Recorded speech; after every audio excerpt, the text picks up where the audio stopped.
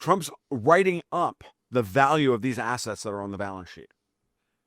Once that's been done, now let's recalculate what the United States fiscal position is. And if anybody has a question about whether or not they're being successful to write those assets up in value, I turn to the 10-year U.S. Treasury bond. You're the one who brought it up, Mark. Thank you. Just had a record. Ready? A record auction. Just had a record auction. Go look at it. Like the 10-year is going to close today. Is going to close this week under 4%. Yep. And Powell's probably only got cut by 25 tomorrow because of the CPI that came out today. Like, and this started well before Jackson Hole when he changed the monetary policy. He got rid of the 2% inflation mandate, which, by the way, Powell never liked. Oh, by the way, he was a critic of it from the time that Bernanke put it in place when he was a junior member of the FOMC. So it was like the greatest thing that that's occurred in the last year, so other than Trump getting. Why would he only cut by 25 though? Because I thought with the record jobs blowout that we just had, the revision in the jobs report, the economy looks much worse than it is, and I thought he was looking at 50. I'm not going to complain. I mean, I wanted him to cut by. I literally, as of this morning, before the CPI report, I have two reasons why I'm now moving back towards 25, and it's all because of the last 6 hours.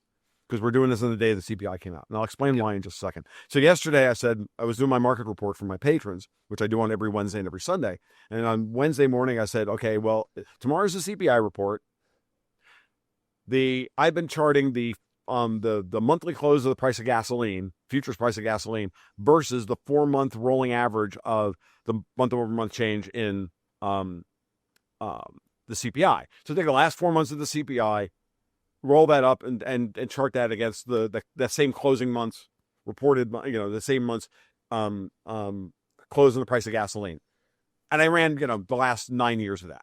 And since COVID, since Powell started tightening, we've been in a commodity cost push inflation environment where directionally the two move in lockstep.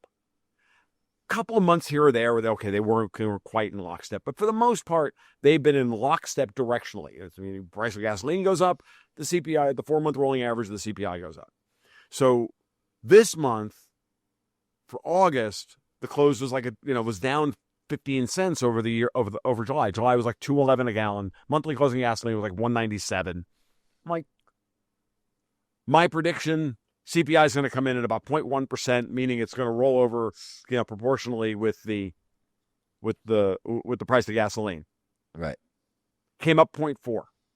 But I did say, if it doesn't do that, two things. One, it's either we're moving into a stagflationary environment or potentially a demand pull environment, or the price of electricity from all these data centers that are coming online to run AIs are now the component of commodity cost push inflation, right?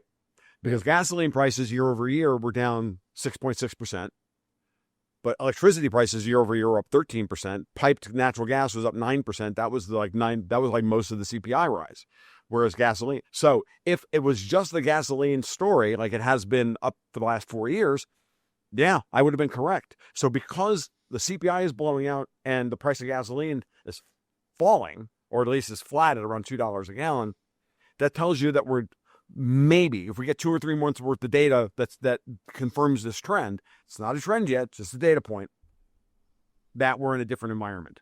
And we have much less inflation than we think. 25 as opposed to 50, because they're still going to play the inflation game. When you say we're in a much different environment, does that mean that we actually have less environment than what the CPI tells us, or we have more? What I mean is that we're moving into a different environment from the standpoint of the credit and inflation. Meaning, what I mean is, I think the most likely thing, but again, I can make two hypotheses here, that we're moving into what I would call a stagflationary environment. Now, I define stagflation differently than the rest of the world does because, well, the Phillips curve was always bullshit, which is how we defined the stagflation of the 70s. High unemployment with high inflation, because the Keynesian model said that can't possibly be true because the Phillips curve, blah, blah, blah, blah. I'm like, the Phillips curve is always nonsense. We're in a different environment today. I've always said whenever we get to a moment like this, is like post 2008, right? I remember like Peter Schiff versus Harry Dent debates from that back time. Is it deflation or is it inflation? I'm like, it's both. It's credit asset based deflation. It's commodity price inflation. The two are going to meet. One, you've got a reorganization of the economy out of the hyper financialized into the real economy. As you do that, you're now going to put upward pressure on commodity prices because the supply chains take time to build out. Therefore, the commodity cycles are always out of phase with the price. Therefore, you should start to see you should start to see a kind of a mean reversion. And that period is best then. And because of that, you're going to have high unemployment. You might have rising inflation, price inflation overall for the things that matter to people. People will complain about food inflation and housing inflation and whatnot. But home prices may fall. You know what I mean? Or, I see on Trueflation today they're calling inflation at 2%. So and it was that's right on 1.7 a couple of weeks ago. So I watch Trueflation every once in a while. I check in with it at interesting moments in time. So I think it's a good model, but I don't think it's perfect. But I think it's a better model than the CPI, certainly.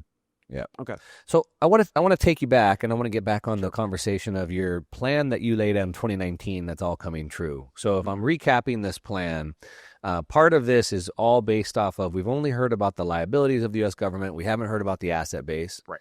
The first time I had heard that was Howard Lutnick, who came on the Trump administration on All In podcast, and he was talking about how, through his fund, he's, taken over all these different businesses, and when he comes and looks at these businesses, he looks at all the different assets and the balance sheets, and he's like, we all hear about the debt of the country, but we never once have heard about the asset base. Mm-hmm. And so I thought that was very interesting. And so what you're saying is, since 2019, you've been sort of looking at this. Now this is coming true. I heard Howard Lutnick talk about it.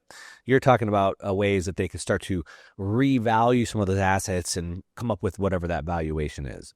Sure. And so, anyway, go ahead and lay out the rest of the plan for us from there. Well, let's just throw it out there. Like this is when you start to open up federal lands for physical exploitations, when you used to rebuild the infrastructure of the country so that you improve the productive capacity of individual workers. You also have to recapitalize the middle class, and you've got to do that by opening up the small and medium banking regime, and that's where I think the stablecoin bills come in. But